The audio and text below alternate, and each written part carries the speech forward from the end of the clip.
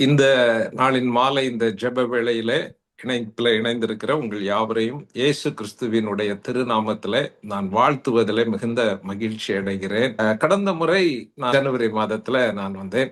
மீண்டும் இந்த ஜூன் மாதத்துல எனக்கு இப்படி பங்கெடுக்க ஆண்டவர் உதவி செய்தார். அழைப்பு தந்த அன்பான எபினேஸ்வரனுக்கு இறைவன் இயேசுவின் நாமத்துல நான் நன்றியையும் வாழ்த்தையும் தெரிவிக்கிறேன்.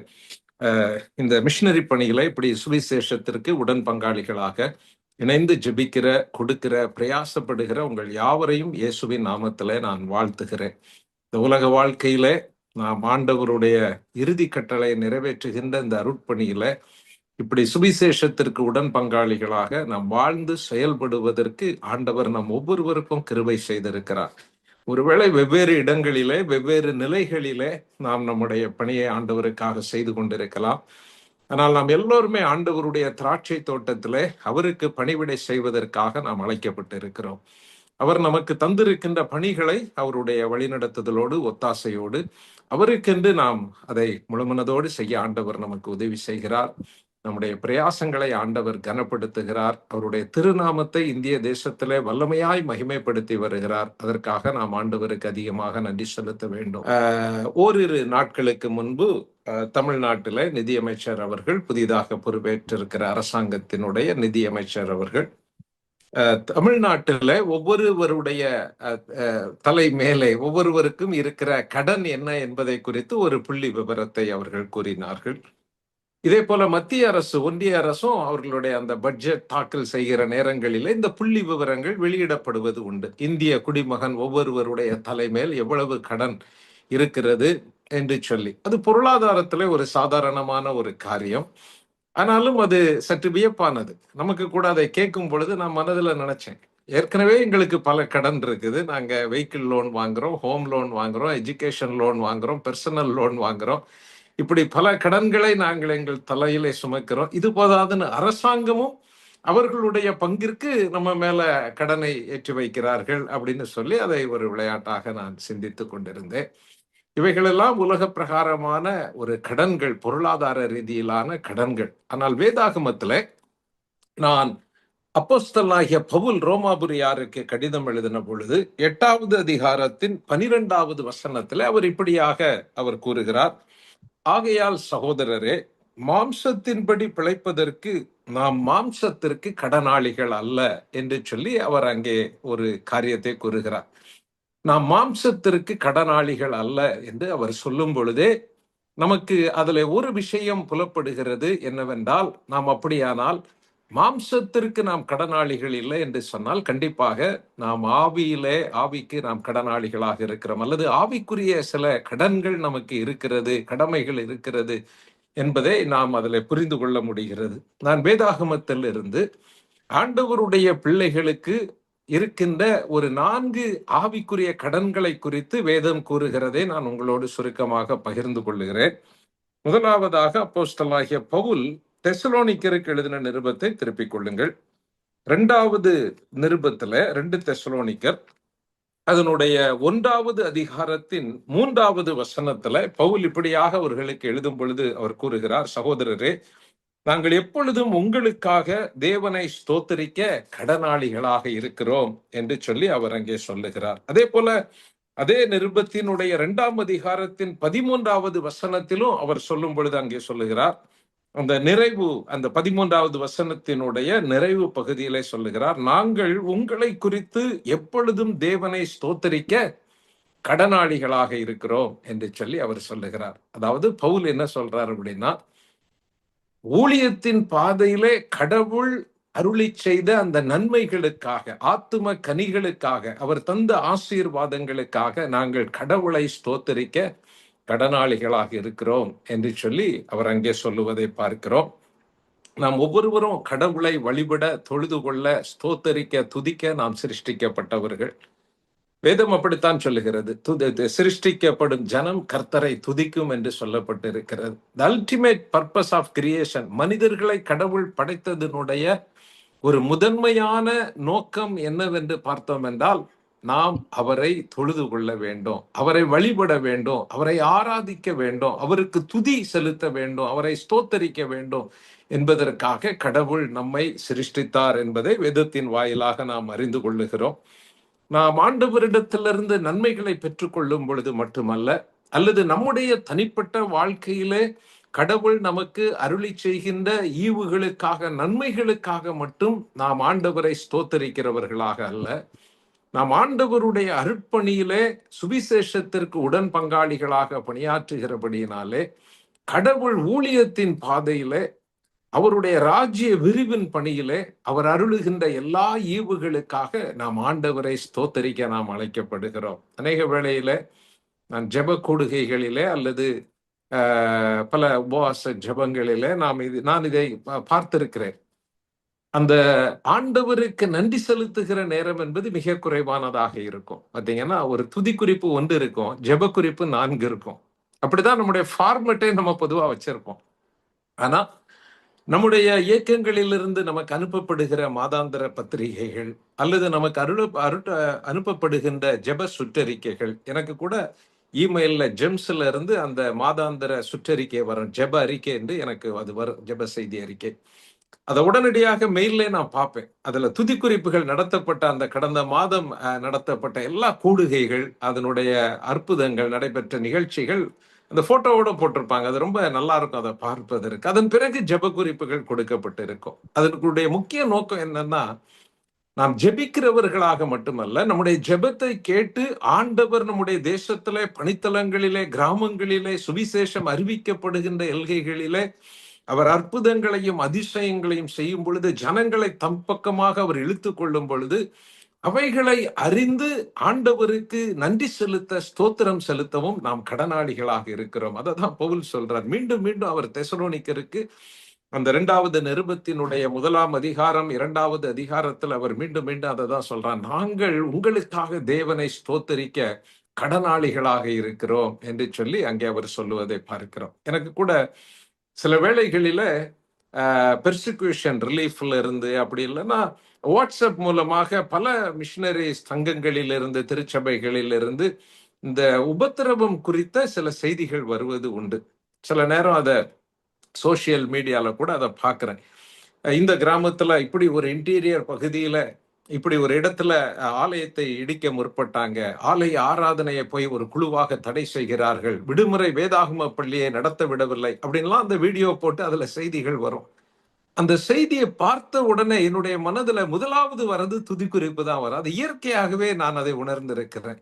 நான் என்ன நினைப்பேன் அப்படின்னா, ஆண்டவரே, அந்த இடத்துல இப்படி ஒரு திருச்சபை, ஒரு ஊழியம் நடைபெறுகிறதே, உமக்கு ஸ்தோத்திரம் அப்படிங்கிறது மனதுல நம்ம அறியாது வந்து விடும். காரணம், 30 ஆண்டுகளுக்கு முன்பு நான் ஊழியத்திற்கு வரும் பொழுது மீண்டும் மீண்டும் நான் கேட்ட ஒரு செய்தி, இந்தியாவிலே ஆலயமே ஊழியங்களே இல்லாத பல மாவட்டங்கள் இருக்கிறது அப்படிங்கிற செய்தியை கேட்டேன். அது உண்மையாக இருந்தது. நானும் அதை சென்று பார்த்திருக்கிறேன். மத்திய பிரதேச மாநிலத்துல பிண்ட் என்ற இடத்திற்கு பணித்தள விஜயமாக நான் சென்ற பொழுது அங்கு ஒரு ஆலயத்தில் அமர்ந்து நாங்கள் உபவாசித்து ஜெபித்தோம். அப்ப அங்க இருக்கின்ற மிஷினரி சொன்னாங்க, இந்த மாவட்டத்துல 7 ஆண்டுகளுக்கு முன்பு இந்த மாவட்டத்திலேயே முதலாக கட்டப்பட்ட புராட்டஸ்டன்ட் சர்ச் இதுதான் அப்படின்னு சொன்னாங்க. எனக்கு அது வியப்பாக இருந்தது. அந்த ஆலயத்துல நான் அமர்ந்து ஜெபிக்கிற ஒரு கிருபையை ஆண்டவர் தந்தாரே அப்படின்னு ஜெபித்தோம். அதன் பிறகு பல ஆண்டுகளுக்கு பிறகு அந்த மாநிலத்திலே பல மாவட்டங்களிலே ஊழியம் செய்கிற மிஷனரிகள் இடத்துல கேட்டிருக்கிறேன். அப்ப அவங்க சொல்லுவாங்க, எங்களுடைய மாவட்டத்துல 40 மிஷனரி சங்கங்கள், திருச்சபைகளை சேர்ந்த ஊழியர்கள் நாங்கள் இணைந்து மாதந்தோறும் ஜெபிக்கிறோம் அப்படின்னு சொன்னாங்க. எனக்கு ஆச்சரியமாக இருந்தது. ஒரு காலத்துல நான் ஊழியத்தில் இருக்கும் பொழுது மத்திய பிரதேச மாநிலத்துல ஆலயமே இல்லாத மாவட்டங்கள் இருக்கிறதுன்னு சொன்னோம். ஆனா இன்றைக்கு உபத்திரவ செய்திகள், எதிர்ப்பின் செய்திகள் ஒவ்வொரு மாவட்டங்களில் இருந்து வரும் பொழுது நம்முடைய ஜெபங்களை ஆண்டவர் எத்தனையாய் கேட்டிருக்கிறார். இந்த தேசத்தின் எல்கைகளிலே அறியப்படாத மக்கள் வாழ்கின்ற பிராந்தியங்களிலே எத்தனை அற்புதமான காரியங்களை ஆவியானவர் செய்திருக்கிறார் என்பதை நாம் அறியும் பொழுது நமக்கு ஆண்டவருக்கு நன்றி செலுத்தாமல் நாம் இருக்கவே முடியாது. ஒருவேளை அநேக வேளையிலே இன்றைக்கு இருக்கிற ஒரு பெரிய பிரச்சனை என்னன்னா, எதிர்ப்பு, உபத்திரவம், மதமாற்ற தடைச்சட்டம், கைது, பொய் வழக்குகள். அநேக வேளையிலே பரிசுத்த ஆவியானவர் இயேசு கிறிஸ்துவினுடைய இரண்டாவது வருகைக்கு முன்பதாக எத்தனை தீவிரமாய் இந்த தேசத்திலே ஜனங்களை அவர் ஆயத்தப்படுத்துகிறார் என்பதை அந்த செய்திகள் பல வேளைகளிலே நம்முடைய கண்களை மறைத்து விடுகிறது, அல்லது அதை அறிந்து கொள்ளுவதை தடை செய்து விடுகிறது. பிரியமானவர்களே, இன்றைக்கு நீங்களும் நானும் இந்த தேசத்திலே கேள்விப்படுகிற எதிர்ப்புகள், உபத்திரவங்கள், நெருக்கங்கள், இவைகளெல்லாம் இந்த தேசத்துல ஏற்பட்டிருக்கின்ற எழுப்புதலுக்கான அடையாளம் என்பதை நாம் ஒரு பொழுதும் மறந்துவிடக் கூடாது. நம்முடைய ஜெபங்களுக்கு இந்த தேசத்திலே ஆண்டவர் வல்லமையான பதிலை கொடுத்திருக்கிறார். இந்த தேசத்தின் மத்தியிலே பரிசுத்த ஆவியானவர் பகிரங்கமாக வல்லமையாக அவர் கிரியை செய்து வருகிறார். இன்றைக்கு சுவிசேஷகர்கள், மிஷினரிகள் இயேசுவினுடைய செய்தியை மற்றவர்களுக்கு அறிவிக்கிற வேகத்திற்கு ஈடாக மதவாதிகள் இன்றைக்கு அந்த செய்தியை ஒவ்வொரு இடங்களிலே பரப்பி கொண்டிருக்கிறார்கள். அதை அவர்கள் அறியாமையிலே செய்து கொண்டிருக்கிறார்கள். கிறிஸ்தவத்தை குறித்து அவதூறு பரப்புகிறோம் என்கிற நோக்கத்தில் அவர்கள் அறியாமலேயே இன்றைக்கு கிறிஸ்தவத்தை அறியப்படாத எல்கைகளிலே கூட அவர்கள் சென்று அறிவித்துக் கொண்டிருக்கிறார்கள்.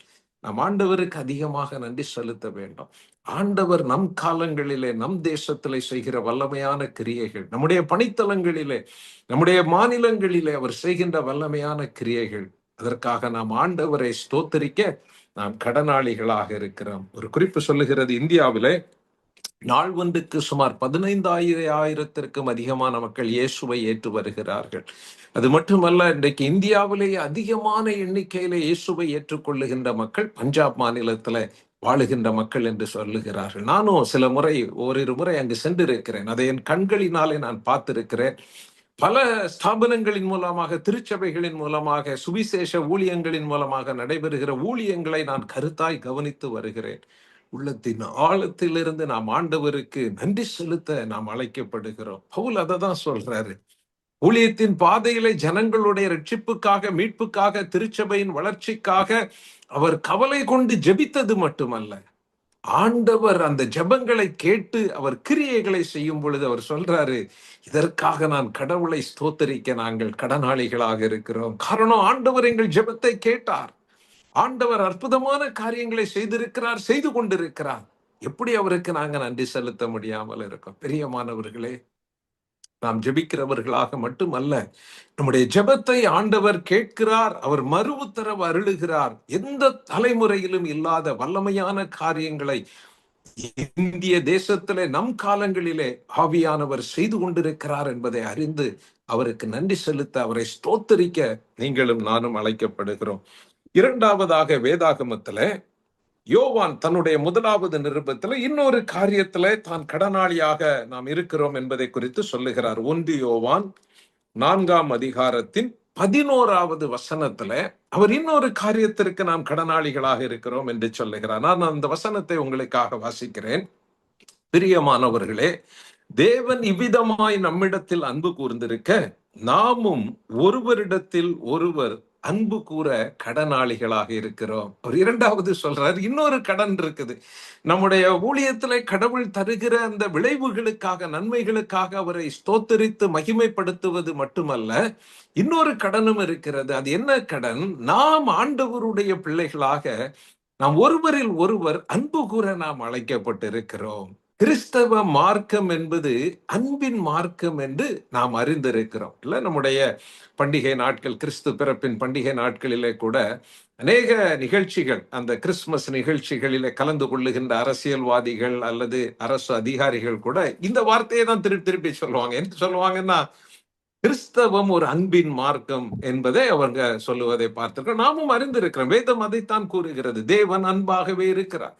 பல வாகனங்களிலே நான் பல இடங்களிலே அதை பார்த்திருக்கிறேன். என்னுடைய வாட்ஸ்அப் டிபியில கூட நான் தான் வச்சிருப்பேன், ஜீசஸ் லவ்ஸ் யூ அப்படின்னு வச்சிருப்பேன். யாராவது கிறிஸ்துவ எரியாதவர்கள் பார்க்கும் பொழுது, சரி, ஆண்டவர் அன்பா இருக்கிறாரு தெரிஞ்சுக்கிட்டோம் அப்படிங்கிற ஒரு எண்ணம் நமக்கு வருகிறது. அதனாலதான் பல இடங்களிலே வாகனங்களிலே அதை வைக்கிறோம். காரணம், இயேசு கிறிஸ்து, நாம் ஆராதிக்கின்ற கடவுள், அவர் அன்பானவர். கிறிஸ்தவ மார்க்கம் என்பது ஒரு அன்பின் மார்க்கம் என்று அறியப்படுகிறது. நண்பர் சுவிசேஷ ஜெபக்குழுவினுடைய காலம் சென்ற முன்னாள் பொது காரியதர்சி பேட்ரிக் ஜாஷ்வான், அநேகமா நீங்க எல்லாருமே அவரை அறிந்திருப்பீர்கள். அண்ணன் அடிக்கடி பேசும் பொழுது இந்த காரியத்தை எங்களோடு பகிர்ந்து கொள்ளுவார்கள். தம்பி, கிறிஸ்தவ மார்க்கம் என்பது ஒரு எளிமையான, ஒரு எளிதான ஒரு மார்க்கம். ஒன்று மேல் நோக்கி அன்பு இருக்க வேண்டும், இன்னொன்று சமநிலை அன்பு இருக்க வேண்டும். மேல் நோக்கி அன்பு என்பது கடவுளிடத்துல நாம் அன்பு கூற வேண்டும். சமநிலை என்பது அன்பு என்பது கடவுளுடைய சாயலிலே படைக்கப்பட்ட அத்தனை மனிதர்களிடத்துல நாம் அன்பு கூற வேண்டும். இவ்வளவுதான் கிறிஸ்தவம், இதுக்கு மேல கிடையாது அப்படிம்பாங்க. அண்ணன் புதிதாக ஏதோ ஒன்றை கண்டுபிடித்து சொல்லவில்லை. இதைத்தான் இயேசு கிறிஸ்து நமக்கு அவர் கூறி சென்றிருக்கிறார். அதை தான் அவங்க சிம்பிளா குலோக்கியலா நம்ம பேசுற மாதிரி அண்ணன் சொல்லுவாங்க. இயேசு கிறிஸ்துவின் இடத்துல வந்து ஒருத்தர் கேட்கிறாரு. பரிசேயர்கள்லாம் அவங்க எல்லாம் அவரை சுற்றி நிக்கிறாங்க, வேதபாரகர்கள் பரிசேயர்கள்லாம். அப்ப அதுல ஒருத்தர் கேட்கிறாரு, நீங்க வந்து அதை குறித்து வைத்துக்கொண்டு அதை அப்புறம் வாசித்து பாருங்க. மத்தேயு எழுதின சுவிசேஷம் 22ஆம் அதிகாரத்தினுடைய 36வது வசனத்துல அது இருக்கிறது. அப்ப அவர் கேட்கிறாரு, ரபி, அநேக கற்பனைகள் நமக்கு கொடுக்கப்பட்டு இருக்கிறது. இந்த கற்பனைகளிலே பிரதான கற்பனை என்ன? எது பெரிய கற்பனை? ஏன் அந்த கேள்வியை அந்த அவர் கேட்கிறாரு அப்படின்னு சொன்னா, காரணம் பல ஆண்டுகளாக அந்த யூத சமய தலைவர்களுக்கு மத்தியிலே இது ஒரு பெரிய விவாத பொருள். காரணம் நமக்கு தெரியும், யூதர்கள் கொண்டிருந்த அந்த அவங்களுடைய தோரா 5 புஸ்தகங்களில அவங்க வைத்திருந்த அவங்களுடைய வேதாகமத்துல மொத்தம் 613 கற்பனைகள் கடவுளால் அவர்களுக்கு கொடுக்கப்பட்டு இருக்கிறது அப்படின்னு அதுல குறிப்புகள் சொல்லுகிறது. அதுல 248 கற்பனைகள் பாசிட்டிவான கற்பனைகள், இதை செய்யணும், இப்படி செய்யுங்க, இப்படி செஞ்சா அவங்களுக்கு ஆசீர்வாதம் அப்படின்னு சொல்லி அவர் பாசிட்டிவான கற்பனைகளை இன்ஸ்ட்ரக்ஷன்ஸ் ஆண்டவர் சொல்றார். 365 நெகட்டிவ் கற்பனைகள் கொடுக்கப்பட்டு இருக்கிறது அப்படின்னு சொல்றாங்க. அதாவது இதை செய்யக்கூடாது, இதை செய்தால் உங்களுக்கு இப்படி வரும் அப்படிங்கறதெல்லாம் எது எது செய்யக்கூடாது அப்படிங்கறத ஆண்டவர் சொல்றார். இப்ப இவங்க மத்தியில இருந்த பிரச்சனை என்னன்னா, எப்ப கூடி வந்தாலும் இது ஒரு பெரிய விவாதமான ஒரு பொருள்.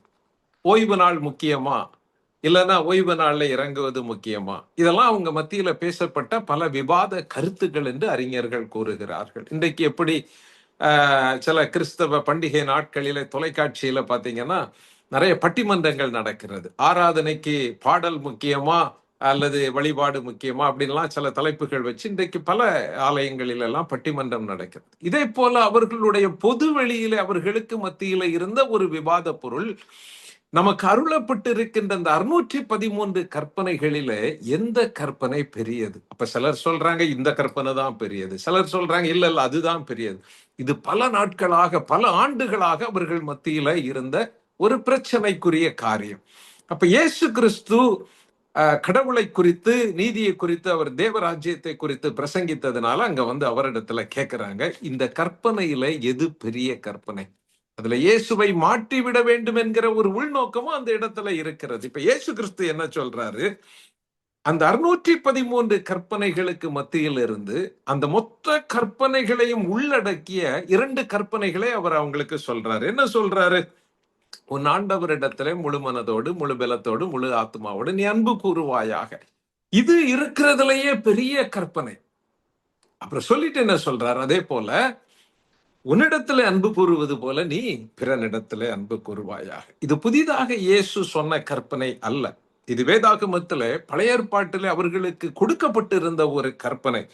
நீங்க வேதத்துல வாசித்து பாத்தீங்கன்னா, அந்த உபாகமம் புஸ்தகத்திலே 6ஆம் அதிகாரத்தின் 5வது வசனத்துல அது சொல்லப்பட்டு இருக்கிறது. நீ கடவுளை உன்னுடைய முழு மனதோடும் உன் முழு ஆத்மாவோடும் முழு மனதோடும் அன்பு கூறுவாயாக அப்படின்னு சொல்லி, அத ஹீப்ரு மொழியில ஷேமா அப்படின்னு சொல்றாங்க. ஷேமா என்பது இந்த கற்பனை அவங்க ஷேமா அப்படின்னு சொல்றாங்க. யூதர்களுக்கு மத்தியில தினந்தோறும் இதை உச்சரிக்கிற ஒரு பழக்கம் அவர்கள் மத்தியில இருந்திருக்கிறது. அதனால இயேசு கிறிஸ்து அவர்களுக்கு அறியாத அல்லது அவர்கள் விரும்பாத ஒரு காரியத்தை சொல்லல. அனுதினமும் அவங்க உச்சரிக்கிற அந்த ஷேமா எனப்படுகிற அந்த கற்பனையைத்தான் இருப்பதிலேயே பெரிய கற்பனை. இந்த கற்பனைக்குள்ளாக எல்லா கற்பனைகளும் அடங்கி விடுகிறது அப்படிங்கிற சத்தியத்தை அவர் அங்க சொல்றாரு. சொல்லிட்டு அந்த லேவியராகமம் 19ஆம் அதிகாரம் 18வது வசனத்துல சொல்லப்பட்டு இருக்கின்ற உன்னிலே அன்பு கூறுவது போல பிறனிலே அன்பு கூறுவாயாக என்கிற கட்டளை 2வது கட்டளையாக அவர் அங்கே சொல்லுகிறார்.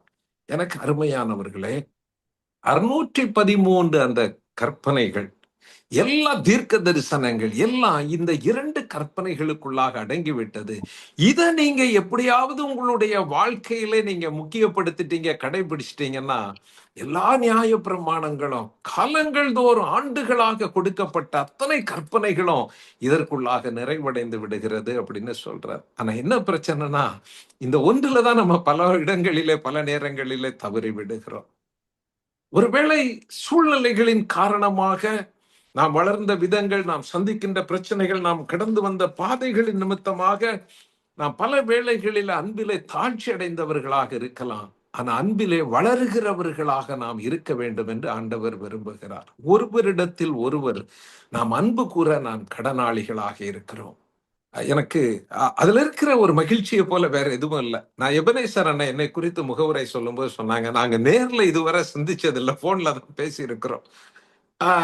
ஆனா எப்போ அண்ணன் எனக்கு ஒரு அழைப்பு கொடுத்தாலும் கூடுமான வரை நான் அதை ஏற்றுக்கொள்ள நான் முயற்சி செய்வது உண்டு. அதற்கு ஒரு காரணம் அப்படின்னா, அவங்களும் கடவுளுடைய திராட்சை தோட்டத்துல ஆண்டவருடைய அருட்பணியை செய்து கொண்டிருக்கிறாங்க. அந்த திராட்சை தோட்டத்தினுடைய இன்னொரு பகுதியில, இன்னொரு மூலையில நானும் அங்க ஆண்டவருடைய பணிவிடையை செய்து கொண்டிருக்கிறேன். ஏதோ ஒரு வகையில நாங்க ஒரு சில மணித்துளிகள் இப்படி இணைந்து ஆண்டவரை மகிமைப்படுத்த ஒரு பாக்கியம் கிடைக்கிறது அப்படிங்கிறது ஒரு சொல்ல முடியாத ஒரு ஆனந்தத்தையும் ஒரு ஆசீர்வாதத்தையும் நமக்கு தருகிறது. அதனாலதான் எப்ப அண்ணன் கேட்டாலும் சரி, ஓகே அண்ணன், அந்த டே எப்படியாவது ஃப்ரீயா வச்சு கேலண்டர்ல அதை போட்டு என்னுடைய ஐட்னரி ஆபீஸுக்கு அனுப்புற ஐட்னர்ல கூட போட்டுருவேன், ஜெம்ஸ் காணொலி கூடுகை அப்படின்னு போட்டு அந்த நாளை எப்படியாவது நான் அதை கடைபிடித்து விட வேண்டும் என்று சொல்லி முயற்சி பண்ணேன். நான் எதுக்கு சொல்றேன்னா, இந்த உலகத்துல அதை விட பெரிதானது எதுவுமே கிடையாது. நம்ம எத்தனை ஆத்துமாக்களை உலகம் முழுவதையும் நம்ம ரட்சித்து கொண்டாலும் நம் ஒருவரிடத்தில் ஒருவர் அன்பு இல்லை அப்படின்னா எல்லாமே போச்சு.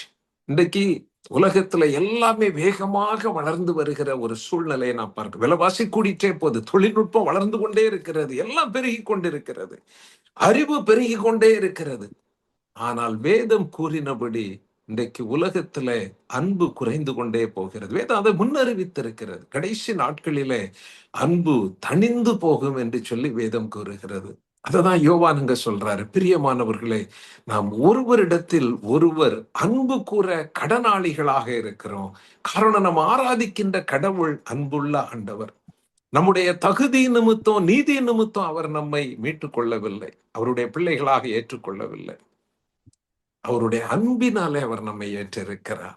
நாம் பாவிகளாயிருந்தோம், அவருடைய ஒரே பேரான குமாரனை அவர் நமக்கென்று ஒப்பு கொடுத்து அவர் நம்மிடத்தில் அன்பு கூர்ந்தார் என்று வேதம் சொல்லுகிறது.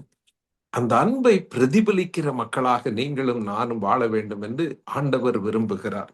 யோவான் அததான் அதுல சொல்றாரு, நாம் ஒருவரிடத்தில் ஒருவர் அன்பு கூற கடனாளிகளாக இருக்கிறோம். அது நம்முடைய குடும்ப உறவுகளாக இருக்கட்டும், நம்முடைய ஊழிய உறவுகளாக இருக்கட்டும், நம்முடைய பணியிடத்துல இருக்கிற மக்களோடு நாம் கொண்டிருக்கிற உறவுகளாக இருக்கட்டும், நம்முடைய மனதுல அதுக்காக போய் வார்த்தையை சொல்லி ஒவ்வொருத்தரையும் பார்த்து நான் அன்பு கூறுகிறேன், அதெல்லாம் தேவை கிடையாது.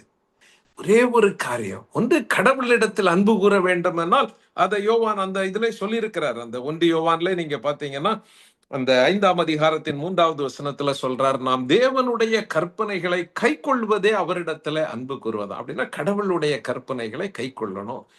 2வது, மனிதர்களிடத்தில் அன்பு கூறுவதற்கு ஒரு சின்ன வழிமுறை என்னன்னா, யாரை குறித்தும் எந்த கசப்புணர்வும் வெறுப்புணர்வையும் நம்முடைய உள்ளத்துல வைத்துக் கொள்ளவே கூடாது. நமக்கு எத்தனை அநீதிகள் செய்திருந்தாலும் சரி, நாம் மன்னித்து மறந்து நாம் கடந்து சென்று விட வேண்டும். மற்றவர்களை நேசிப்பதற்கு அது ஒரு எளிய வழி. வேதாகமத்துல பவுல் ரோமாபுரியாருக்கு கடிதம் எழுதும் பொழுது இன்னொரு காரியத்துல நாம் கடனாளிகளாக இருக்கிறோம் என்று சொல்லி அவர் சொல்லுவதை நாம் பார்க்கிறோம். ரோமர் 1ஆம் அதிகாரம் 14வது வசனம், அந்த வசனத்தை நான் உங்களுக்காக வாசிக்கிறேன். அவர் சொல்றாரு, கிரேக்கருக்கும் மற்ற அந்நியர்களுக்கும் ஞானிகளுக்கும் மூடருக்கும் நான் கடனாளியாக இருக்கிறேன் அப்படின்னு சொல்றாரு. பவுல் பல தேசங்களுக்கு, பல மக்களினங்களுக்கு, பல கண்டங்களுக்கு சுவிசேஷத்தை எடுத்து செல்லுவதற்காக கடவுளால் அழைக்கப்பட்டவர். குறிப்பாக புறஜாதி மக்கள் மத்தியில சுவிசேஷத்தை கொண்டு செல்ல தேவன் தெரிந்து கொண்ட ஒரு பாத்திரம் அப்போஸ்தலனாகிய பவுல். அவர் அந்த ஊழியத்தை நிறைவு செய்து அவர் எருசலேமில், அங்கே ரோமாபுரியில சிறையிருப்பில் இருக்கிறார். அவங்களுக்கு கடிதம் எழுதுறாரு.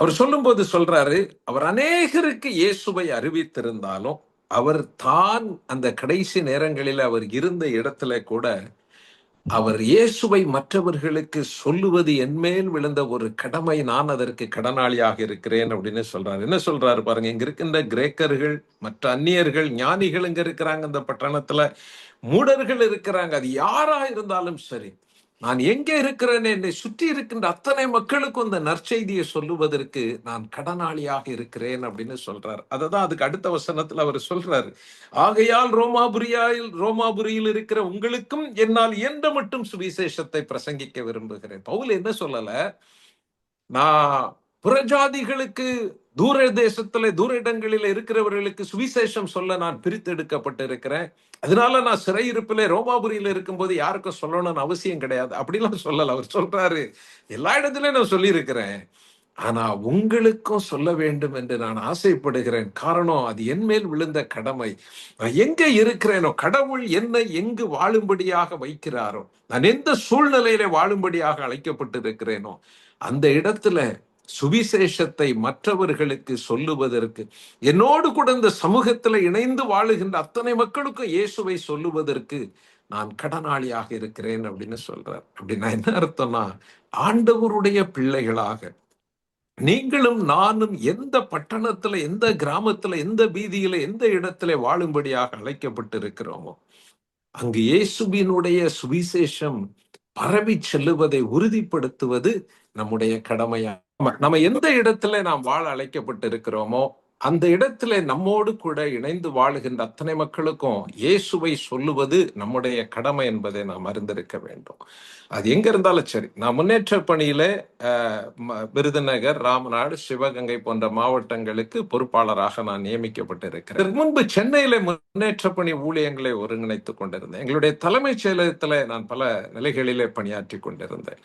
எத்தனை அலுவல்கள், எத்தனை பணிகள் நிறுவனம் சார்ந்து ஊழியம் சார்ந்து இருந்தாலும், எப்படியாகிலும் சுவிசேஷத்தை இன்னும் பிரசித்தப்படுத்த வேண்டும், இன்னும் அதை அநேகருக்கு கொண்டு செல்ல வேண்டும் என்பதில் எப்பொழுதுமே அந்த ஒரு வாஞ்சை நமக்குள்ளாக இருந்து கொண்டே இருக்கும். அது எனக்கு அதிகமாக உணர்ந்திருக்கிறேன். சென்னையில் இருக்கும் பொழுது வட இந்தியாவில் இருந்து இங்கு வந்து மைக்ரன்ஸா வந்து பணியாற்றுகின்ற அநேக கிறிஸ்துவை அறியாத மக்கள் ஊழியங்களை செய்து ஆராதனை குழுக்களை துவங்கி ஆண்டவருக்குள்ளாக அவர்களை வழிநடத்துவதற்கு நேரடியாக நான் அதை செய்யாவிட்டாலும் அநேகரை இணைத்து ஒரு குழுவாக அந்த பணியை நிறைவேற்ற ஆண்டவர் உதவி செய்தார். அதுல வருகிற ஒரு ஆனந்தம், அந்த திருப்தியை போல வேற எதுவுமே கிடையாது. நாங்க விருதுநகருக்கு வந்த 1 இயர் தான் ஆச்சு.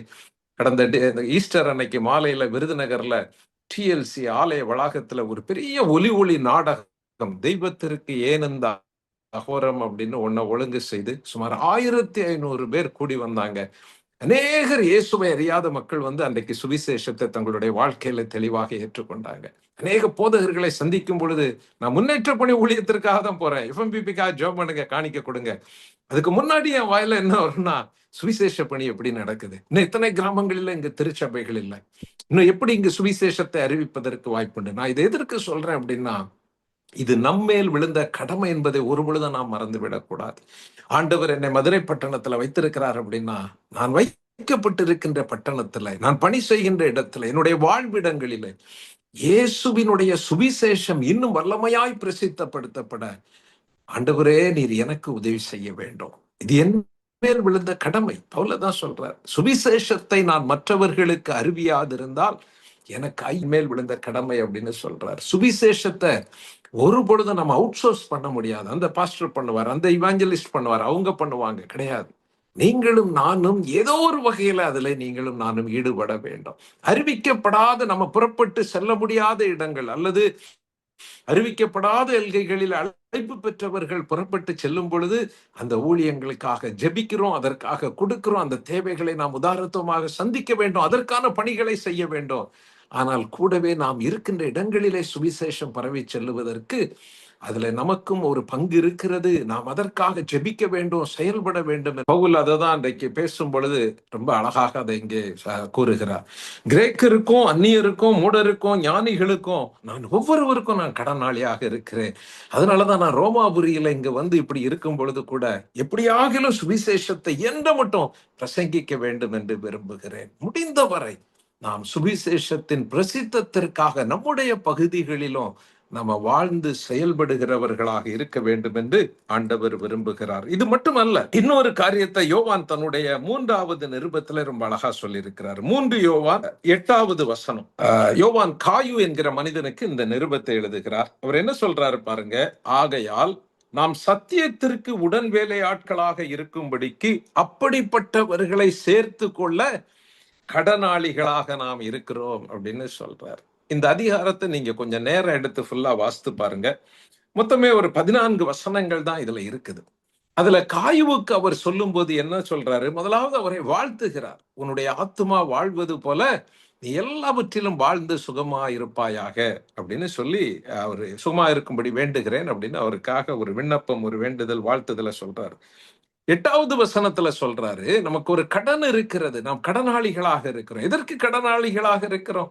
அப்படிப்பட்டவர்களை சேர்த்து கொள்ள கடனாளிகளாக இருக்கிறோம். இப்போ இதுல நமக்கு ஒரு கேள்வி மனதில் வர வேண்டும். என்ன கேள்வி? எப்படிப்பட்டவர்களை சேர்த்து கொள்ள நான் கடனாளியாக இருக்கிறேன்? யோவான் யாரை குறித்து சொல்லுகிறார்?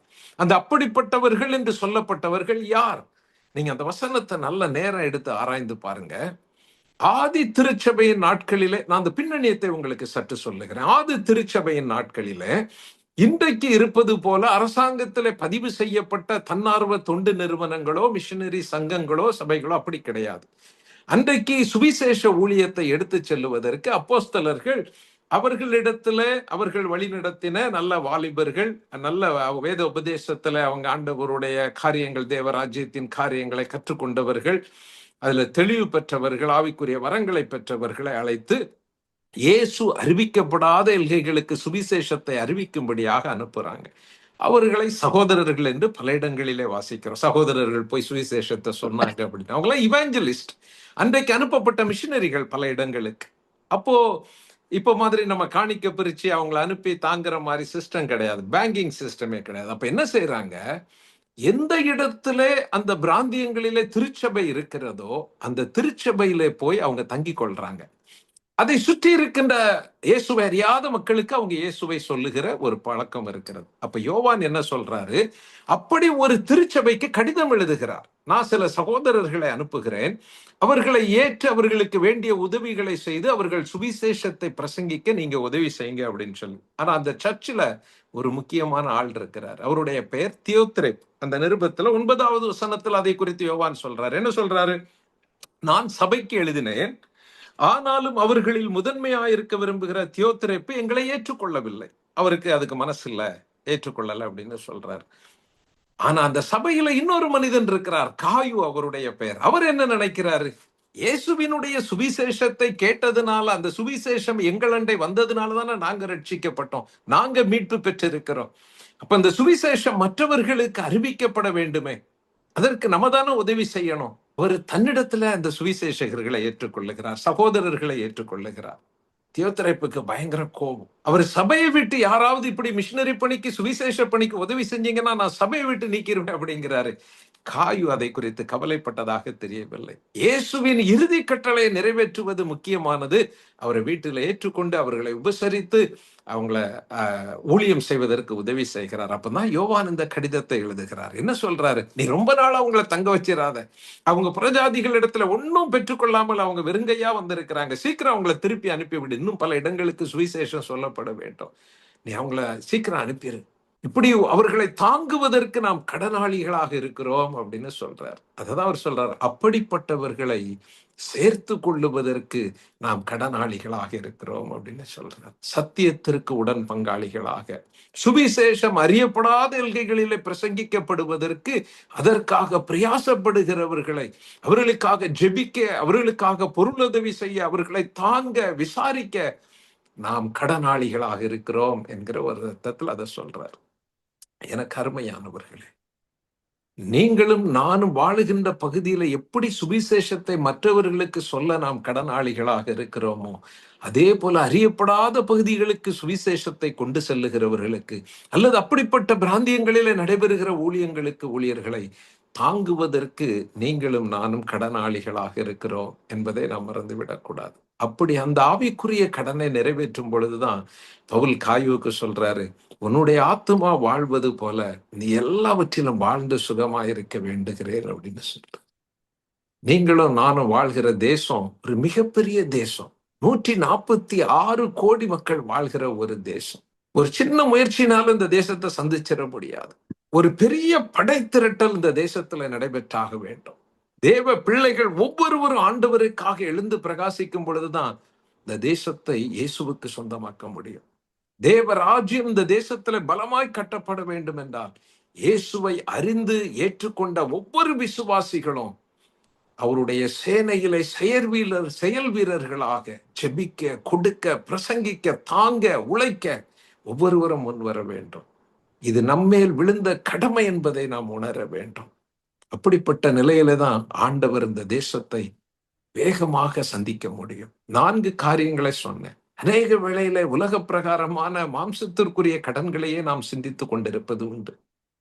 ஆனால் வேதம் நமக்கு ஆவிக்குரிய கடமைகள் இருக்கிறது. சில காரியங்களுக்கு நாம் கடனாளிகளாக இருக்கிறோம் என்பதை நமக்கு நினைவுபடுத்துகிறது. ஒன்று, நம்முடைய ஜெபங்களை கேட்டு ஆண்டவர் இந்த தேசத்துல செய்து வருகிற மகத்தான கிரியைகளுக்காக, ஊழியங்களிலே தருகிற விளைவுகளுக்காக நாம் அவரை ஸ்தோத்தரிக்க கடனாளிகளாக இருக்கிறோம். இரண்டாவது, நாம் ஒரு அன்பின் கடவுளை வழிபடுகிறபடியினாலே, விசுவாசிக்கிறபடியினாலே நாம் ஒருவரில் ஒருவர் அன்பு கூற நாம் கடனாளிகளாக இருக்கிறோம். மூன்றாவது, நாம் வாழ்கிற எல்கைகளிலே நம்மோடு சேர்ந்து வாழுகின்ற அத்தனை மக்களுக்கும் இயேசு சொல்லப்படுவதை உறுதி செய்வதற்கு நாம் கடனாளிகளாக இருக்கிறோம். நான்காவது, சத்திய சுவிசேஷம் இயேசு அறிவிக்கப்படாத எல்கைகளில் அறிவிக்கப்படுவதற்கு நாம் ஏதாவது ஒரு வகையில் அதை தாங்குவதற்கு நாம் கடனாளிகளாக இருக்கிறோம். அப்படி நம்முடைய ஆவிக்குரிய கடன்களை நாம் நிறைவேற்றும் பொழுது நம்முடைய ஆத்மா வாழ்வது போல எல்லாவற்றிலும் நாம் வாழ்ந்து சுகித்திருக்க ஆண்டவர் உதவி செய்வார் என்பதில் சந்தேகமே கிடையாது. இந்த மாலையில